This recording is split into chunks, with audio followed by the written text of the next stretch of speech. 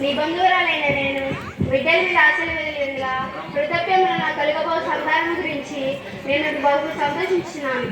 ప్రభువు ఈ దాసరాలని కటాక్షించి.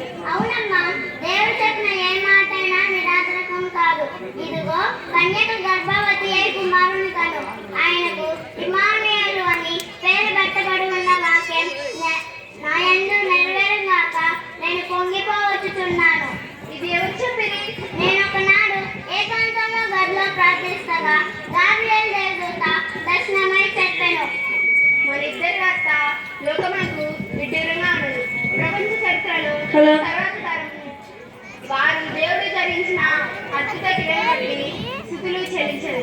నన్ను మాట నమ్ముటకు సాధ్యమైన కదా, గాబ్రియేలు దూత చెప్పిన మాట సత్యమే కదా. మరియా, నేను ఆనందంగానే ఇది ఈ లోకమునకు నరావతారిగా రానన్న దేవుని విధానము ఎవరు మార్చగలరమ్మా? అమ్మాయితో నేను వెళ్ళొస్తా. మరియా, జాగ్రత్తగా వెళ్ళిరా.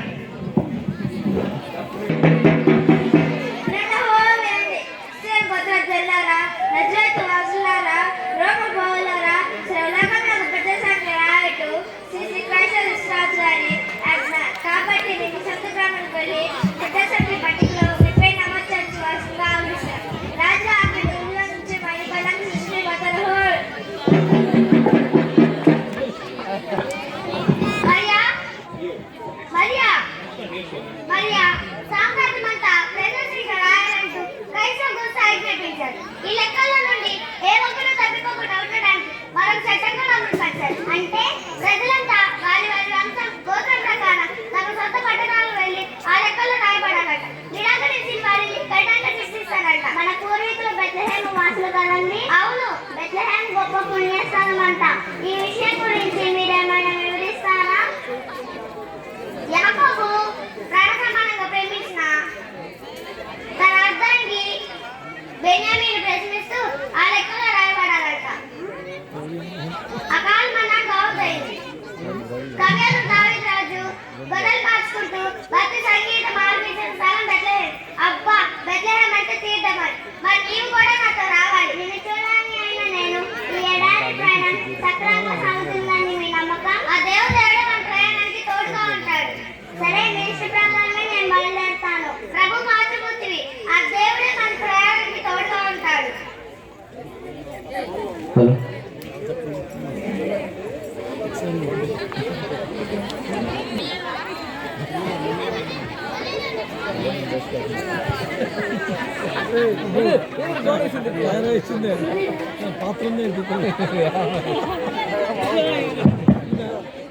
పాత్ర ఉందా పాత్ర అంతే.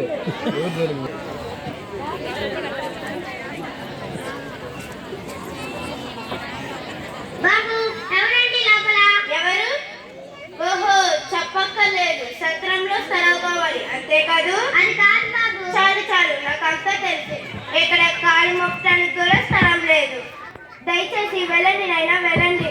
అయ్యా, చాలా దూరం నుండి ఎడారి ప్రయాణం చేసి వస్తున్నా. కాస్త చోటిస్తే. ఎక్కడ చోట్లేదని చెప్పే కాదు బాబు. వెళ్ళండి బాబు, వెళ్ళండి.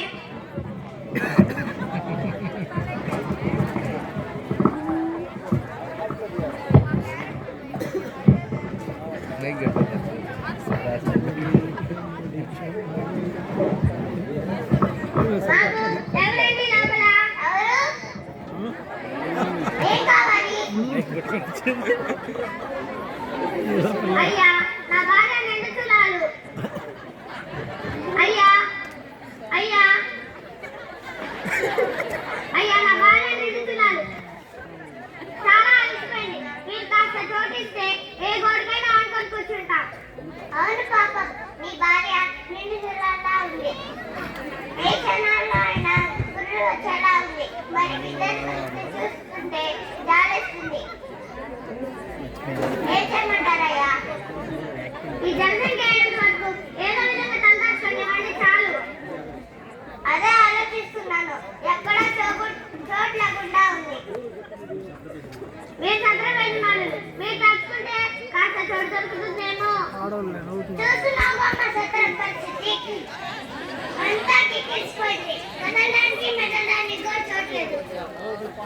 అయ్యా ఇక్కడ చోటు దొరకకపోతే మరి ఎక్కడ చోటు దొరకదు బాబు.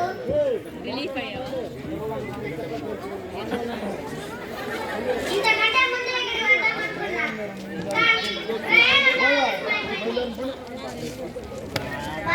4 రోజుల ముందే వెళ్ళండి వెళ్ళిపోయాయి. మాకే చాలా ఇబ్బందిగా ఉంది. ఇక్కడ చోటు దొరకకపోతే మరి ఎక్కడ దొరకదు బాబు. సరే పశువులు ఇప్పుడే బయటికి వెళ్ళాలి. పశువుల చాలా ఖాళీగా ఉంది. పశువులు చాలా ఎక్కడైనా పర్వాలేదండి. సాయంకాలం కల్లా పశువులు ఇంటికి చేరుకుంటాయి. సాయంకాలం కల్లా పశువులు చాలా ఖాళీ చేసి ఇవ్వాలి. ఆ పశువులు చాలని అప్పటి వరకు తల్లాసుకుని ఇవ్వండి చాలు. సరే పశువుల చాలా శుభ్రం చేసిస్తాను. అరే నేను గొర్రెల్ని చూస్తా ఉండరా ఇప్పుడే వస్తా. అలాగే పెద్దయ్య.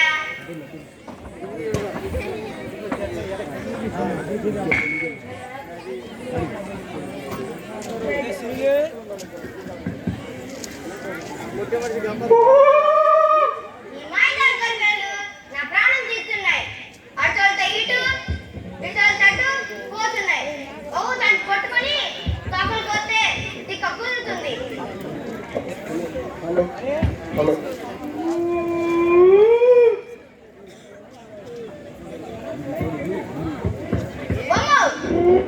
తోడు వింత వింత అరుపులు కేకలు ఒక పక్కన నక్కలు కొన్ని దయాలు వదిలి పెడితే పిక్కు తినేలా ఉన్నాయి.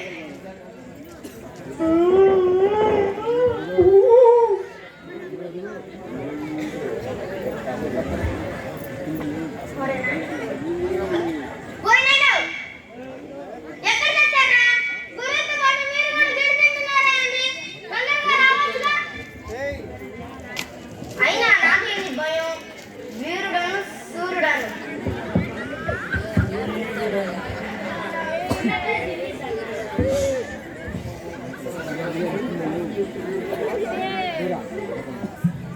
అదో వస్తుందయ్యో మాయదారి మాయలాడి దయ్యం. అమ్మా బాబు రక్షించండి. మా అమ్మ ఒక్కటే బిడ్డనయ్యా. అవసరమైతే ఈ గొర్రెలు ఇస్తామయ్యా. నన్ను వదిలేయ్యా.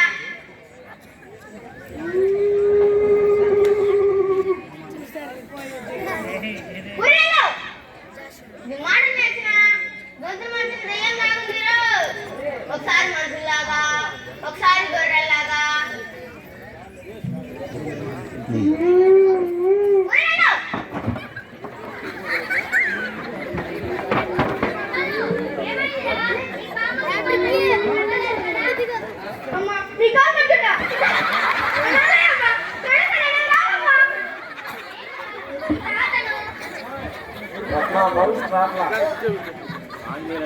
ఓ నువ్వా తాత?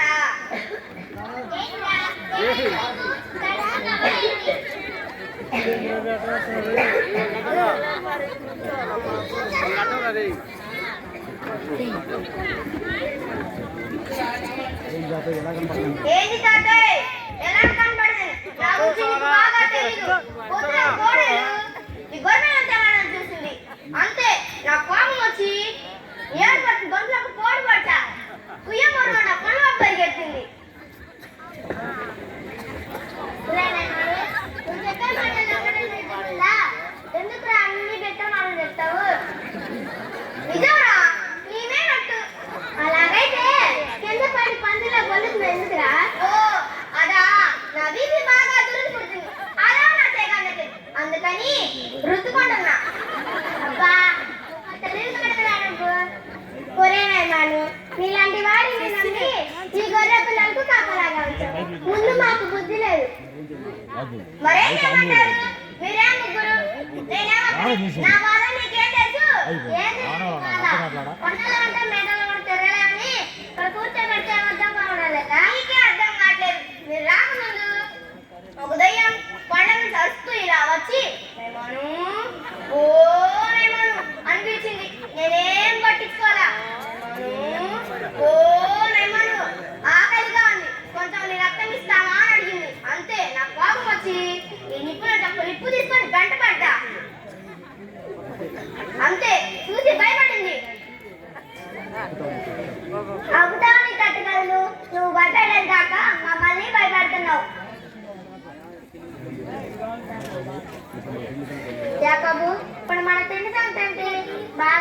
బాధపడతాను ఎలా దాని గురించి బాధపడు. నేను పొద్దున వచ్చేటప్పుడే సాయంత్రానికి కూడా సరిపడేంత ఆహారం తీసుకొచ్చాను. మంచి పని చేసావు యాకోబు. ఒరే నైమాను, ఏదైనా పని చెప్తే అలా చెయ్యాలరా. సరే సరే, ఏదైనా పని చెప్తే అలా చేయాలని చెప్పావుగా, ఏం చేయాలి చెప్పండి. మీ అందరి బదులు తిండి నన్నే తినమంటారా?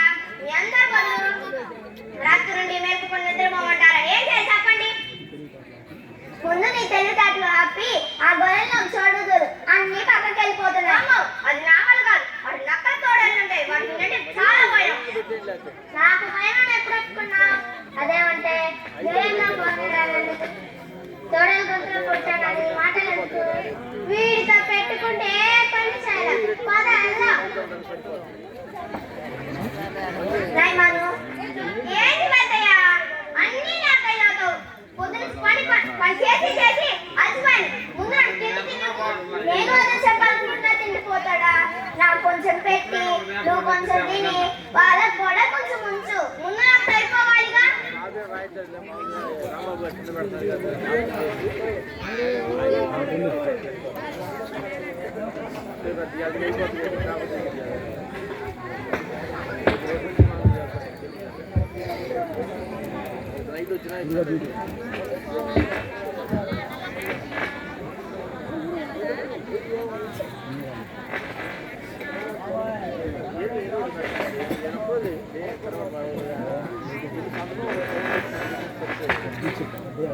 తెలిసినా కూడా ఇద్దరు మాట్లాడుతున్నారు.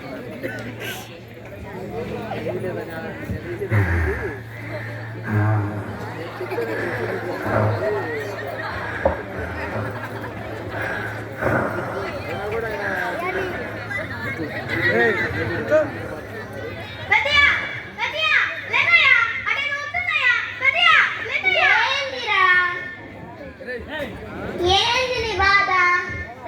నాయమాను, నీతో వచ్చిన చావేది. చీమ చిటుకుమన్నా ఎండు డబ్బులు గాలిని కదినా నీవు భయపడతా మాకు చెరువు నీళ్ళు తాగిస్తున్నావు.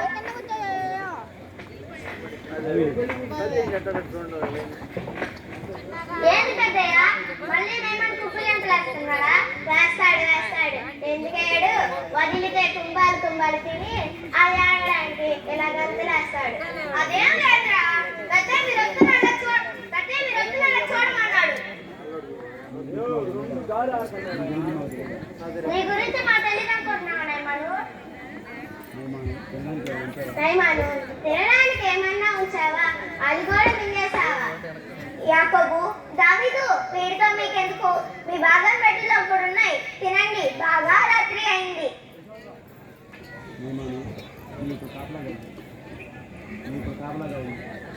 నైమాను, ఇప్పుడు నువ్వు కాపలా కాస్తుండు. నా రేపు నుంచి నేను యాకోబు కాపలా కాస్తాను. అలాగే చెయ్యరా బాబు. వీడిని రాత్రంతా కాపలాగా ఉంచితే మనం నిద్రపోయినట్లే. అలాగే రాయగా నిద్రపోడి ఏ పగలా. మాకు కాదయ్యా నువ్వు కాపలా, అక్కడ మోగని వాళ్ళకు. సరే సరే.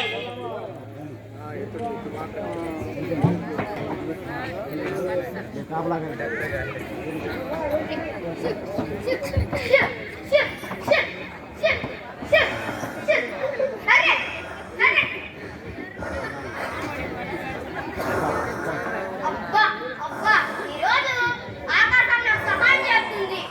ఈరోజు ఆకాశం నాకు వెలుగునిస్తుంది.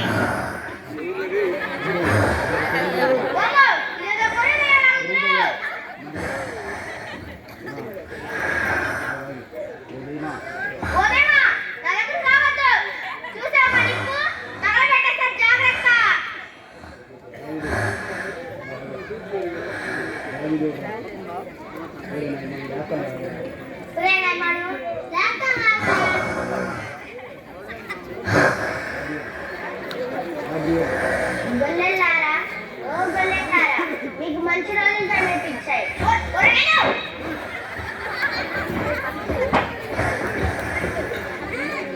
గొల్లెల్లారా భయపడుకుడి, గొల్లెల్లారా భయపడుకుడి. నేను గాబ్రియేలు దూతను.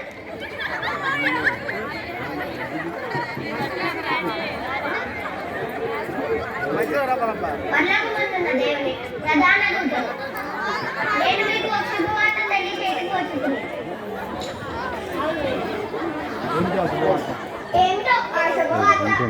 కనపడుతున్నారు. ఎన్నిసార్లు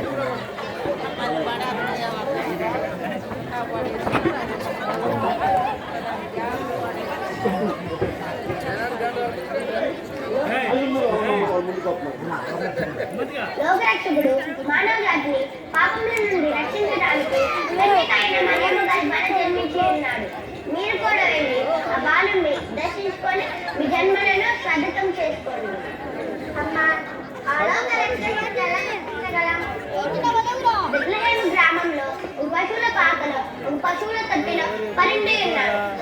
మీరు కూడా వెళ్ళి ఆ బాలుని దర్శించుకొని దేశంలో ఉన్న వాళ్ళందరికీ చాటి చెప్పండి.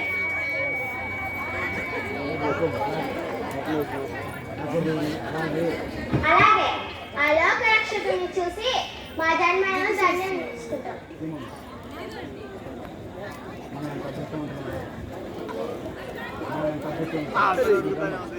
మనం ఎంత అదృష్టవంతులమోరా. ప్రపంచంలోని ఎవరికి తెలియని విషయం పరలోకం నుండి దివచన దూత తెలియజేసింది. పదండి వెళ్ళి ఆ రక్షకుని దర్శించుకొని వద్దాం. పదండి వెళ్దాం.